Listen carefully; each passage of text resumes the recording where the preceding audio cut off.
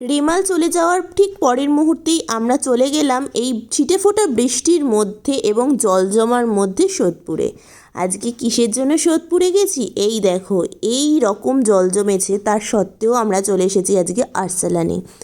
আর আমার মুখের হাসিটা দেখে বুঝতেই পারছো যে আমি কতটা খুশি এবং কি নিতে পারি। আর এটা হচ্ছে মেনু কার্ড। মেনু কার্ডটাও একবার বুলিয়ে নিলাম চোখ, বিল মিটিয়ে তারপর আমরা এখানে বসেছিলাম। যারা পার্সেল নেবে তাদের জন্য এই জায়গাটায় বসে থাকতে হবে, অপেক্ষা করতে হবে। নাম্বার আসলে মানে কুপন দেবে, নাম্বার আসলে তারপর গিয়ে সেটা রিসিভ করতে হবে। তো আমাদের নাম্বার চলে এসেছে, আমরা রিসিভ করে যাব বাড়ি। জানো তো আজকে কিন্তু আমাদের ডিনার বাড়িতে করা হয়ে গেছে, মানে রান্না করাটা হয়ে গেছে।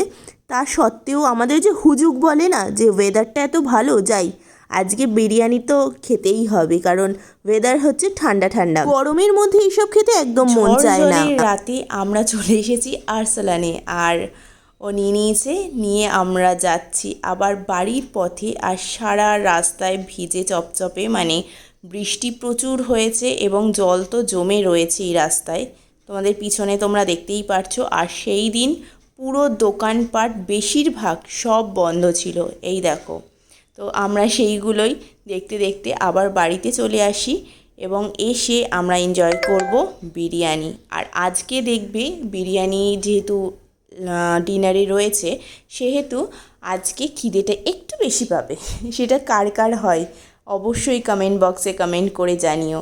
তো এখন আমরা সোজা চলে যাব বাড়িতে। আর বাড়িতে এসেই দেখো ট্যান আরসালানের মাটন বিরিয়ানি, আর যা গন্ধ বেরোচ্ছে। আর আমি এখানে এখন অবশ্য পুরো গরম রয়েছে, আমাদের আর গরম করতে হয়নি।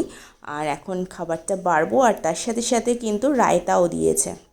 হ্যাঁ, মা মাটন বিরিয়ানি খায় না, সেই জন্য মায়ের জন্য রুটি আর চিলি চিকেন আনা হয়েছিল।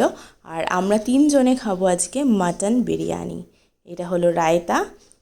আর দেখে নাও একবার চট করে মাটন বিরিয়ানি সার্ভ করব প্লেটে, তোমরাও দেখো। আর কার কার আরসালানের মাটন বিরিয়ানি পছন্দ অবশ্যই কমেন্ট বক্সে কমেন্ট করো আমাকে।